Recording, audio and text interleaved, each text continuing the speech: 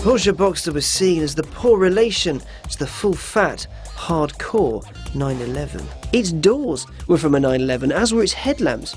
It was seen as a bit of a Frankencar, a poor relation made up of offcuts for the cheap. Which is a shame, really. The first generation Boxster was said to have saved the company from a buyout. It was a huge volume seller thanks to its comparatively low price, keen handling and plentiful go.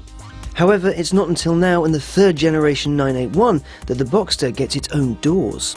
It looks like Porsche's getting a bit serious about this one.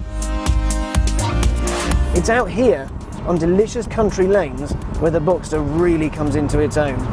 Thanks to its mid-engine setup, it's so beautifully balanced. Taking each corner is just, it feels really lovely. And I could have said that in a much more different way, but we're not allowed to say awesome, because that'll be bleeped out. Well, will be, but awesome won't be. It's a pure little sports car.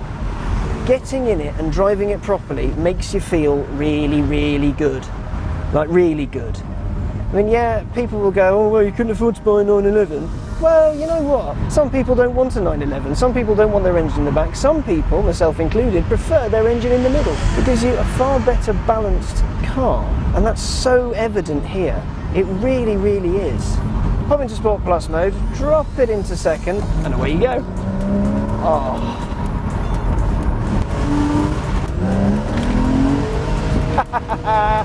What a lovely sounding car. Even if it's been grey and miserable, I've always thought it'll be okay because you can listen to that noise and you get this steer. I mean, it's the same electromechanical setup as you get on the 911. It's so much more grown up than you'd expect a sports car to be.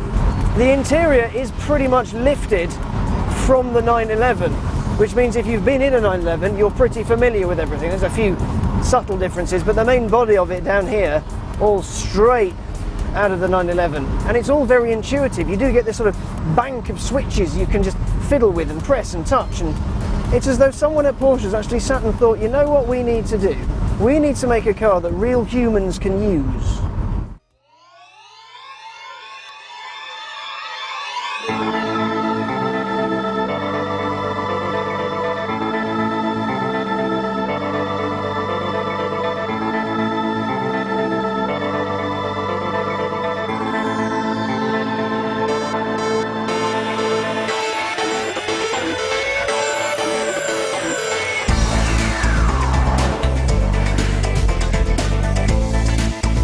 The new Boxster is a bit bigger than its predecessors, but 35 kilos lighter.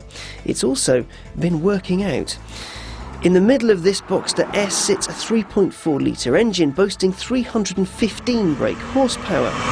It's such a pretty car to look at. And you do catch people looking at it going, is that a 911? No, it's Boxster, it's Boxster. Hey, tell you what, it looks good that. I have to agree with them.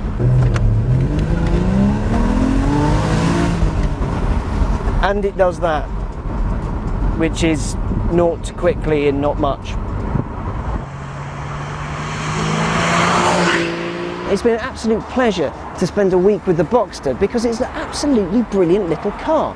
Where the Porsche 911 is now more of a GT, the Boxster is Porsche's sports car. It's light enough-ish, small enough, and definitely quick enough to thrill and excite and just make you feel awesome every time you drive. I mean, the noise is incredible. I honestly think this is the best car Porsche makes at the moment.